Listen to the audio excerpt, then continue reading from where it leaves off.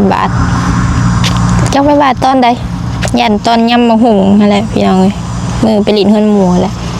รู้สึกอยู่ตอนนั้นแต่ก็คือว่าบ่เจ็บประมาณแบบนี้เป็นบาทเลยน้อยๆตลอดได้ถ้าว่าได้ยำมะหุงฟันหุงพี่น้องเลย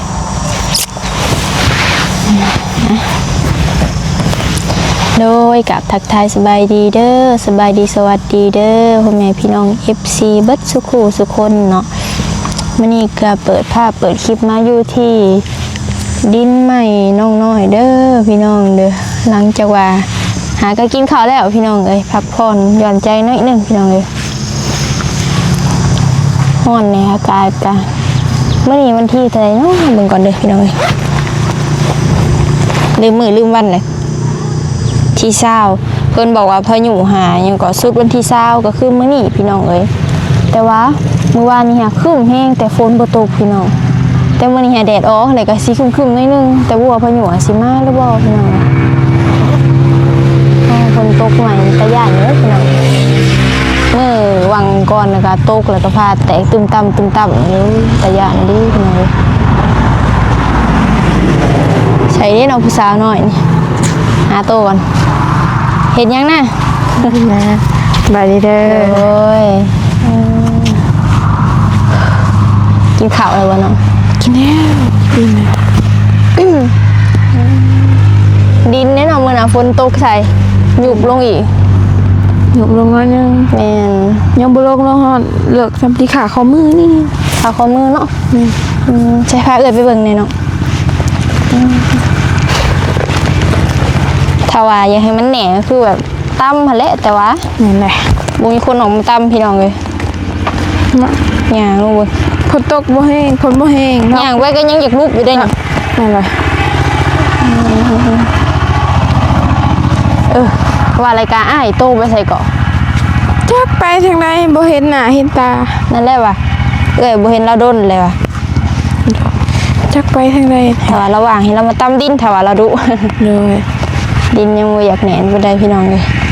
มองไปเอาดินก็มองนั่นแหละคันหน้าตัวน่ะจกใส่พี่น้องเลยมันก็ยังโล่งเลยแหละแม่ย่างลงไปก็ยังรูปอยู่หยับอยู่พี่น้องเลยยังโล่งเดียวคนบ่แห้งแม่คนแห้งยุบหลายอยู่ซิโนแห้งได้ซิโนผัดถ่วมเบิดซิโนอยู่นี่บ่แห้งเนาะไปเข้าห่มกันแดดเป็นไข่นอนด้วยนะคำว่าก็จะแปลกๆเด้อพี่น้องเลยแม่ยังเราเจ็บซบปิ้งลายไม่ได้เบื้องนี้มันบาดเล็กมันบาดหากระเซาเจ็บแขวเพราะว่าแขวมันเข่าทีแล้วนะมันมีเล็กบาดนี่เจ็บเบิดกินอย่างได้ปกติแล้วล่ะพี่น้องเลยแต่เล็กบาดวันนี้ยันเป็นห้นในอยู่วันนี้พี่น้องแต่ก่อนเป็นนี่แหละพี่น้องเล็กทะลุมันก็มีกระแทงอีกในเศร้าเลยมาเป็นเบื้องนี้ต่อทรมานได้หน่อยอย่างงามนี่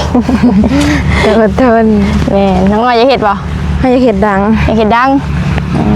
เอาสโลปไปพุ่งป่ะได้เงินกันได้พวดจีนกันได้พวดจีนรวยๆกันเห็ดอยากได้อันผู้บ่าวจีนก็มึงเห็นอยู่นะบ่โซนน้ำนะบ่มักหากจะบ่มักข้าวเอาจนว่าพี่จะแบบตั้งเครื่องยังก็ได้เลยวันนี้เทิงเลยโตขนาดยังพอแห้งเลยเห็ดแล้วก็ไปเห็ดตาไปสีฟิลเลอร์ไปเห็ดข้างไปเห็ดปากเห็ดตาสองสั้นว่าไงคือเห็ดเบิดเลยนี่นะฮะเห็ดเลยมียังเห็ดเบิดเป็นบ่ข้างก็เอายาวซิกอินเลยข้างไม่เห็นว่าคนยังเขาเห็ดข้างแล้วแม่มองมาคนซีดนะซีฟิลเลอร์ว่ะนี่แหละเห็นอยู่ก็ข้างซิกอินตาหอยแข้งเลยพี่น้องเลยส่วนนึงทรงซ้อมักบ่ทรงซ้อมากเลยว้าวน้องน้อยมักทรงซ้อพี่น้องเลยปากกระจับตาหอยแข้งข้างซิกอินพี่น้องเลยก็คือสิเรียนหูยแล้วพี่น้องเลยว่าทรงซ้อเป็นแบบใดเห็นนะเป็นเจน้อยครับเจน้อยเหมาะเลยได้น้องนี่สมมติว่ามีแผนค้าขายนี่ตัวมีเงินตัวเห็ดนี่โอ้ยคือได้เจไม่เลยเจน้อยหน้าแผงมันเจ๊งก่อนว่าเจ๊งก่อนนะคะวะ จริงพี่ช้างตัวยังไปลงมือตัวมือก้อนตัวจึงว่าบ่ลงมือยังอะไร เขาลงเนี่ยจักอะไรทึนจักอะไรก็ไล่กำไร โอ้ถ้าตัวเฮ็ดตัวต้องคิดคักแน่ได้บ่แม่นเรื่องง่ายได้กับการเฮ็ดหยังบางอย่างนะ แม่นเลย ขนาดขายเครื่องออนไลน์ตอนหนึ่งหายังขายแล้วก็หยุดขายแล้วก็หยุดนั่นน่ะยังบริหารเงินบ่ค่อยเก่งไว้ในตอนนั้น เลย ถ้าว่าให้ขายตลอดมานี่ได้ลูกค้าก็มีทานลูกค้าก็มีอยู่ เลย แต่ติดที่ยังบ่มีทุนตอนนี้ฮะ ถ้าว่าเปิดขายนี่มีคนสั่งน่ะหลายอีก เลย บางคนก็ยังมาถามซาเวลเลยพี่น้องเลยว่ามีอันนี้บ่อันขายอยู่บ่ตัวนี้นั่นนี่หาหากซาเวลกับบริขายให้เพิ่นพี่น้องเลยมีเครื่องเอามาแต่จีนเลยพี่น้องเลยคนหาในแอปเอากับขึ้นเลยพี่น้องเลยแต่ว่าบริขายพี่น้องเลยบ่มีทุนเลยง่ายกันถ้าใส่ทุนช่วงนี้กะยังกระเพงเนี่ยก็หลายอยู่เลยพี่น้องเลยเอาบ่ได้ แม่นเลย ค่าขนส่งเนี่ยมันส่งหอบเดียวได้2หอบอีกพี่น้องเลยเอามาแต่จีนแล้วก็ถาด้นน้ำเสียงลูกค้าเทเครื่องก็มีมาบ่ได้กับการเฮ็ดขายเครื่องออนไลน์นี่เฮาบ่ได้มีเครื่องพร้อมส่งเพิ่นเด้ เลยแม่นเลย นะก็คือว่าแล้วพี่น้องเอ้ยดีใจอยู่บ่ใหม่เพิ่นมาส่งฮอดเลย ดีใจไหม ยิ้มเปื่อยแล้วเนาะจังไดก็ถ้าว่ามีทุนนี่เนี่ยก็ได้เฮ็ดแล้วโครงมันบัดนี้แต่อาลูซิ่งพี่น้องเอ้ย เลย ฮู้ว่าไผเป็นคนเลือกใหม่เสื้อล่า บอก เอื้อยได้เป็นคนเลือกให้ เห็นไหม งามบ่ซีค่ะ งามทีซิดาโม บ่ สี มันยังก็ออกสีไม่ซักบ่สีทองๆแดงสมๆมันเด้ แม่น จะเอิ้นสีหยังพี่น้องเอ้ยซาเวลก็ว่าบ่เป็นกันพี่น้องเอ้ย เลย งามได้สีน่ะพี่น้องเคยซาเวลเห็นแล้วเตะตาแล้วว่าสีนี้คือสีขาวกับเพิ่นน้องน้อยว่ะก็เลยเลือกให้เพิ่นพี่น้องเอ้ย เลย ไมเซอราตับหนึ่งมี5แผ่นตับละ800บ่ประมาณนี้แหละพี่น้องเอ้ยก็ถือว่าแพงเติบไปได้พี่น้องเอ้ย พิจารณาคล้ายแท้ โอ้แมงเหมาแมงใหม่นี่เข้าปากเข้าหูเข้าคอเบัด เด็ด แดดเนาะแม่น้องน้อยก็บ่เห็นหน้าเลยพี่น้องเอ้ยถ้าขาดแต่ว่าไปเฮ็ดทางแม่นบ่ โดย แล้วเราเข้านอนบ้านแม่นบ่น้อง โดยนอนบ้านเลยมันอีกอะไปสไลด์มิแต่ไปอันไปดองแล้วก็ไปกินงัวไปเห็ดไปซอยกับเจ้าเด้บอกแล้วก็ไปคือ อันนี้ก็บุญ โดย เข้าบ้านแล้วอึดแต่เวียกนั่นนี่ เวียกหลายเนาะเวียกบ่แม่นเวียกส่วนตัวกับเวียกส่วนรวมพี่น้องเอ้ย แม่น คนไทบ้านเพิ่นหาอยู่ไปก็บ่ได้อีกพี่น้องเอ้ยก็คือแม่ซาเวลเลยช่วงปีใหม่นี่ก็แม่ซาเวลแล้วก็วุ่นๆอยู่ผู้นั้นให้ผู้นี้ไปซอยเฮ็ดกินเฮ็ดหันเฮ็ดนี่พี่น้องเราก็บ่ได้อยู่พี่น้องเอ้ย ไปก็เฮาบ่ไปบัดที่เฮาได้บัดหมู่บ่มาบัด ที่เฮาแบบหมู่บ่อยากมาได้อถ้าเฮาบ่อยากไปงานเพิ่นก็ แม่นเลย เพิ่นเว้าได้พี่น้องเอ้ย แม่น แบบเฮาต้องได้พึ่งพาอาศัยกันพี่น้อยถ้าว่าเรียกบ้านการเมืองก็ โดย ก็คือเฮ็ดทางเลยเนาะน้องหน่อยก็ แม่น ต้องหลายครอบครัวก็ต้องแบ่งกันไปผู้ใดผู้หนึงบ่ลูกก็พ่อบ่พ่อกับแม่พี่น้อง แม่น ก็คือแม่น้องน้อยเพิ่นสละไปแล้วให้พ่อน้องน้อยอยู่หน้ากับน้องน้อย โดยนั่นแหละ น้องน้อยก็เที่ยวไปมานี่ได้อเนาะถึงหน้ากับพ่อบ่ได้อยู่นอนหน้าหรอมีแต่แบบบ้านนำกันบ่ นอนหน้า นอนหน้าบ่ โดย อืม นอนได้นั่นแหละ มีแต่น้องน้อยเนาะเที่ยวไปเที่ยวมา โดยนั่นแหละ เคยได้ยินว่าบ่ปัดไส้ได้ยินข่าวว่าเห็นห้องน้ำน้องน้อยบ่ห้องน้ำโซข้าวบ่หรือว่าจังใด อืมข้อยก็จนลืมว่าสิว่าแต่ลายมือหรือได จำบ่ได้ก็ลืม อ่า มีทางพระผู้ใหญ่เพิ่นอันนั้นเพิ่นว่า โดย เพิ่นว่าเป็นแบบเพิ่นเพื่อได้ให้เขาคิดเห็น อืม ได้อยากกินห้องน้ำว่าซั่นซะ โอ้โดย ห้องน้ำอยู่ที่ไม้นี่แหละอยู่เพื่อนนี่แหละพี่น้องเอ้ย โดย เป็นห้องน้ำชั่วคราวพอได้เข้าพอได้อันอายุเจ้าหาได้เข้าคือว่าเจ้าหลายคน หลายค โด น ยทีมงานมาเนาะ งานมาหลายคนมาแล้วก็ชื่อเจ้าหาได้ผู้ ผู้หญิงผู้หญิงแล้วสิยาก โดย แม่น คือวังหนึ่งก็สะเบลก็แรงเขาป้าพวกสมมุติว่าปวดเจ็บท้องแห้งนี่ก็ จะรีบเขาดงเลยแล้ว เจ็บท้องแห้งนี่ก็จันไปบ่ทันนี่ก็บ่แห้ง โอ้ยพอแห้งแล้ว นั่นแหละ เพิ่นว่าเพิ่นอยากให้เห็นห้องน้ำชั่วคราวว่า อืม เห็นแต่ว่า โดย นี่เฮาเทแบบนี่เฮาเทแบบนี่แล้วก็ตั้งหัวสวมแล้วก็เอาผ้ากระจาดบ่คือว่าสังกะสีก็ได้แอม โดย กับกระถางคู่หนึงเนาะพอได้ใส่น้ำแม่ ว่า นะ พอได้อัน ก่อบ่ได้หยังนะบ่ได้เฮ็ดคืออยู่ใน โด โด ย ยเอาพากระแตะแอม ผ้า ก่อน แตะมันจะเย็นเนาะ อาจจะแตะบ่ มันจะเย็น แล้วก็แอมแล้วก็มุ้งมี มุงอันนี้ก็ไพ่อยู่เหิน มุ้งก็เอาอันทังกะสีบ่ เป็นนาทีบ่ นี่คือว่าเอาอันนั้นก็ได้ โดย เอาไพ่พอเจ้าซานก็ได้เคิร์นน่ะยังเอาไพ่อยู่เลยนะ พญา ผ้ากระจาดก็ได้ โดย แอมกับผ้ากระจาดมุ้งกับผ้ากระจาดก็ได้ โดย ได้บ่ เอา ได้ เฮ็ดชั่วข้าวสิเด้ โดย เฮ็ดอยู่บ่ล่ะสมมุติว่าเฮ็ดอยู่บ่ ก็อยากเฮ็ดอยู่ก็ได้บ่ได้แลนไปผู้แลนเข้าผู้เบิดผู้สิฮอดผู้ในผู้ เลิกเติบแล้วน้อง แม่นเลย ก็น่าคอยไปถ่ายเบ้ากินคอยก็ซ่อมมึงอยู่คอยย่านคนกายมากกับพ่อแห้งนะคะคอยบ่เขาเลิกมันได้แล้วคอยหาหวงส้นเนาะ บางคนเกิดก็จะหาอยู่หากินเนาะบัดยาม แม่น อันนั้นนี่หายามเอาถ่ายบ่าวหมู่มาพอเอ้าหมดจัดตัวนี้ พ่อ อ้า แห้ ว งแล้วเนาะมาจวดยังคอยเด้ เนาะ ไอ้นักกะติเสียงโหมีคุดด่าหัวอีก แม่นเลย ถ่ายนักนี่บ่ให้เว้าเลยยากลำบากทั้งยิงทั้งชายพี่น้องเลยถ้าถ่ายเบ้านี่ผู้ชายสิใครกลัวผู้หญิงนะหันหลังใส่กันคือจบผู้หญิงบ่ได้ผู้หญิงต้องเดลี่ แม่นเลย ยากพี่น้องเลย สู้เราเฮ็ดนี่เฮ็ดหรือบ่ได้เอาสู้เราเฮ็ดห้องน้ำ ต้องเสร็จหมองใด บ่ได้เฮ็ดบ่ได้ดีอ่ะ ไก่กอกน้ำบ่ รู้ทั้งพุ่นบ่ ไปเราย่างไปเบิ่งไป ไป เดี๋ยวเราเฮ็ด ใกล้กองน้ำ ไม่เล็กตะปูเลย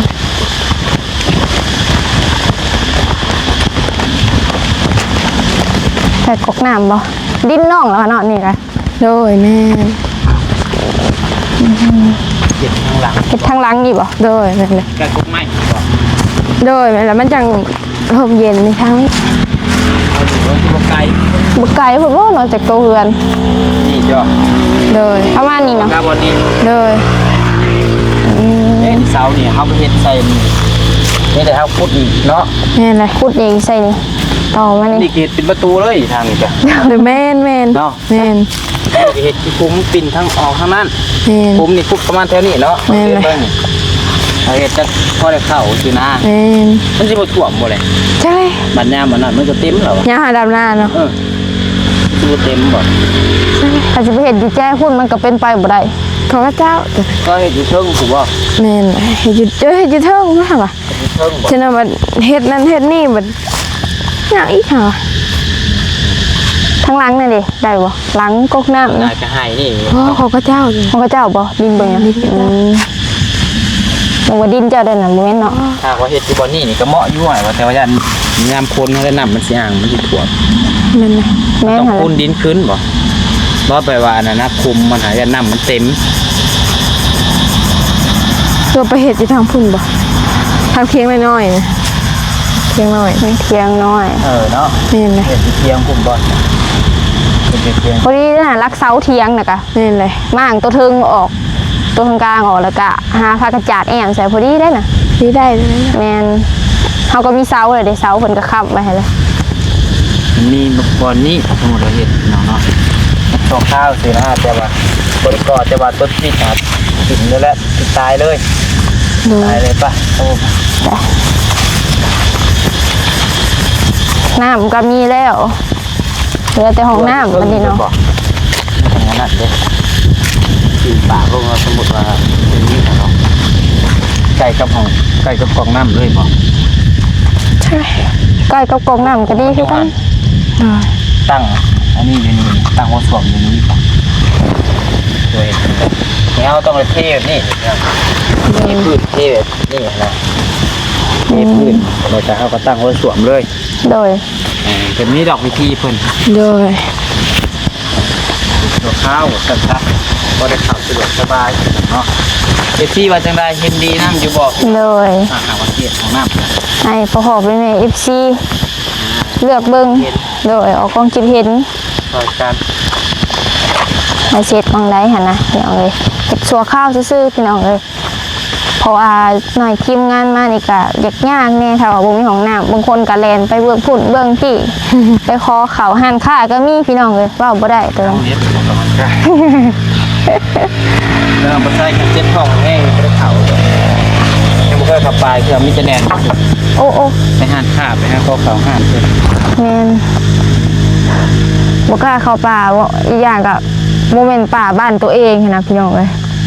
บ่ปลาบ้านตัวเองเนี่ยบ่เข้า ข่อยหันหน้าแต่ตอนยังน้อยอย่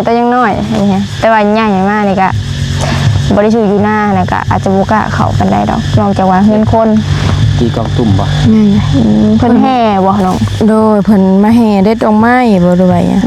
หรือว่ามันตบผาทรายบ่ตบผาทรายอยู่ทางนี่บ่ ตบอยู่ทางอีกแม่นบ่ บ่เจ้าคาเฮ็ดนั่นบ่ อยู่วัดได้ซะบ่ได้เฮ็ดบ่ตบผ่าน ตบคือกัน พี่น้องก็ตบแม่นบ่เนาะ โดยแม่นเลย อยู่แถวบ้านเฮ็ดแต่ในวัดเด้ตบภาษาบ่มีประมาณนี้แหละพี่น้องก็บ่ฮู้กันได้เรื่องพวกนี้ก็มีแต่ว่าเรื่องของน้ำน้อยๆแหละเนาะว่าเฮ็ดกี่บ่พี่น้องเลยของน้ำชั่วคราวหั่นนะให้พ่อๆแม่ๆ FC ออกความคิดเห็นซอยกันเด้อพี่น้องเด้อโอ้โห ทั้งแก่ทั้งเพื่อน เฮ้ยเนาะ ทั้งที่ FC เฮีย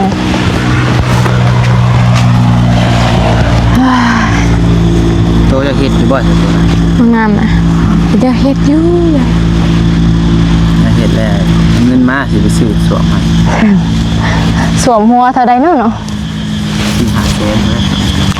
ทงก็บ่มีเงิน ทงก็บ่มีเงิน เฮ็ดดอกน้ำสู่ข้าวก็เบิดหลายตื่นได้ปีที่กระมงรับ3ล้าน2-3ล้านบ่จ้ะ แม่นเลย ก็ถือว่าแค่อยู่ด้วยนะถ้าเฮ็ดสัวข้าวเฮ็ดพอนเลยบ่ดีปานใด แต่ว่าเฮาก็เฮ็ดพออยู่อะนะ พอได้ครับซื้อผ้ากระแตะมาจาก4แจกับ4พาเป็น6บ่ได้6 7อันบ่ได้ผ้ากระแตะ แม่นเลย ผ้ากระแตะผ้ากระจาดก็ได้ พาจักพาละเท่าใดเนาะออกมาเลยก็เสาอีกเสาไม้อีก อย่าก้มร้ายเพิ่นว่าซี่ผมบอกอยู่ก้มแกะมือร้ายแนี่เบิ่งกล้องแนี่ท่วงเอ้ยนี่ได้ก้มแกะเข็มแต่ขี้เด็บขี้มือตัวเอ ขี้ ง เด็ดนี่ มือโตยังบ่เศร้าบ่ ยัง ยังคันยังเสียบยังแดง แม่นเลยแต่มันก็คล้ายแล้ว ดี โตทาครีมใส่มือบ่ บ่ ก็จะสิซอยอย่างได้ก็บ่เคยเป็นนอกจากว่ามันสิหลอกแบบเจ้าแต่ว่าจังหวะมันก็เศร้าหั้นนะมีแต่ว่ารักษาเอาแล้วเนาะเบิ่งเอาพอคิงแห้งก็เลี้ยงว่าง่ายๆก็ยันแพ้ปูนตอนน่ะบ่จักนะ แม่นเลยยังบ่เช่า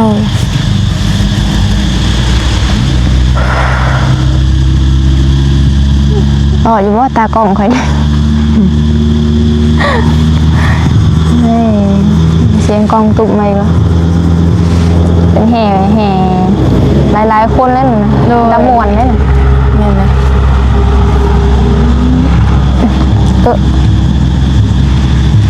จักนาทีแล้วตากล้อง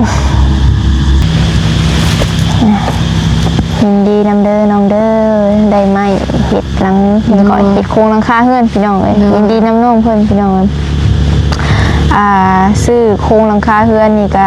ไปทั้งหมดเท่าใดก็เนาะ12 ล้านเท่าใดก็ 2 ล้าน8แสนราคาน้ำมูกน้ำมัน 12 ล้าน8 น้ำมัน แส เพิ่น น ได้บ่แม่นน้ำมันรถกันน้องปัดชัยได้เพิ่นจังหวะเพิ่นว่าป้าปัดชัยเอาเงินน้องน้อยเติมน้ำมันรถตัวเองว่าบ่แม่นได้น้ำมันรถกันเพิ่นมาส่งไม้ แม่นั่นแหละเพิ่นก็ขอน้ำเพราะว่าน้ำมันก็แพงพี่น้องเลยอย่างที่พี่น้องหูเลย ต่างหาก แพง ก็ทำแพงบุกกับแพงอยู่เกือบมาอีกอ่ะ ถ้าตีเป็นเงินบาทก็เกือบลิตรละ100เป็นได้พี่น้องเลยน้ำมันอยู่ลาวแพงอะไรได้พี่น้องทำอินหาไปซื้อยังก่อไม้พูดนะเพิ่นไล่แต่ก็12 ล้าน3 แสนเนาะตอนนั้น โดย ได้เพิ่นว่าเพิ่นไล่พิษพี่น้องเลยเพิ่นลืมไล่โตยังเกาะไม่อิหยังของเพิ่นนี่แหละเพิ่นไล่ใหม่แล้วมันตกอยู่12 ล้าน7 แสนแล้วเพิ่นขอค่าน้ำมันผู้ที่12 ล้าน8 แสนพี่น้องเลยเกือบ13 ล้านค่าโครงหลังคาพี่น้อง จะขอไม้ แม่นเฉพาะไม้ เพื่อนน้องอูน้องอีร้ายเติบ โดย น้องอีมีแต่11 ล้านเดือนกัน2 ล้าน มีแต่ว่ายินดีน้องๆเพิ่นพี่น้องเลยแล้วก็มีใครมาแจ้งข่าวดีน้องอยู่บ่เนาะ มีบ่ว่าใช่ โอ้ข่าวดียังเนาะนะตัวน่ะ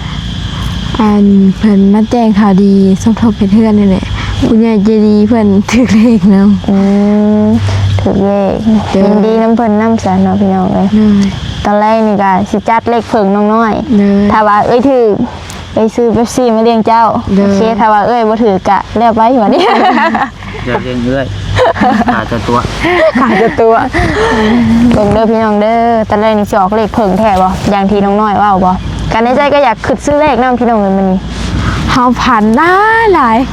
แล้วก็ผ่านมาซื้อลาบซีดแล้วก็ได้มาได้กินอันนี้เด้ ได้กินแล้วลาบซีดบางกินนี่พี่น้องเลย แล้วก็ ฟันเป็นจริงได้บางกินนี่ลาบซีดเลย ฟันหลายอย่างก็ไปจื้อแล้วเนาะฟันปนกันสมปีหุบผึกอยู่เอ้ยคือกันนั่นแหละวะฟัน ว่าได้แล้วเฮาจื้อป บ่ กติเฮาบ่ได้จื้อแล้วเฮาผ่านนี่ เบิ่งสิจัดเบิ่งจัก10,000กีบพี่น้องสิถือบ่ถือบ่ฮู้ตะแรงรุ่นกันเลขออก8:30นพี่น้องเลยกาซาเบลกับบ่แม่นเป็นคนมักรีดเลขหรอกพี่น้องเลยกะโดนๆขึ้นอยากซื้อคือซื้อว่าซั่นซะพี่น้องบ่ได้แบบไปตามแบบจนนำจนได้บ่แม่นเลยพี่น้องเลยคืออยากซื้อจังซื้อพี่น้องเลยแล้วแต่อารมณ์แต่กระทำว่าเคยถือว่ากระบอก แล้วแต่ดวงให้ซื้อพี่น้องเลยคลิปนี้ก็มีแต่ซ้ำนี้เด้อพี่น้องเด้อก็คือมาถามข่าวๆน้องน้อยอะไรพี่น้องแล้วก็ยินดีน้ำเพิ่น เลย ถามเรื่องเห็ดห้องน้ำอะไรว่าอันนี้ได้ห้องน้ำสัวขาวว่านี่ก็บริมาหาเพิ่นพี่น้องเลย เลย นี่ก็ถือว่าอยู่กับมือซะกับน้องเพิ่นพี่น้องแล้วจังหวะกันเด้อพี่น้องเลยสำหรับคลิปนี้อยู่ดีๆเฮงวัดสุกูสุคนเด้อฝากคนแม่พี่น้องเป็นกำลังใจให้ทางเซเบลน้องหน่อยและกับบ่าวพัดไซในเด้อพี่น้องเด้อสำหรับคลิปนี้ลาแล้วสบายดีสบายดี บาย ขอยังบ่บายน้ำอยู่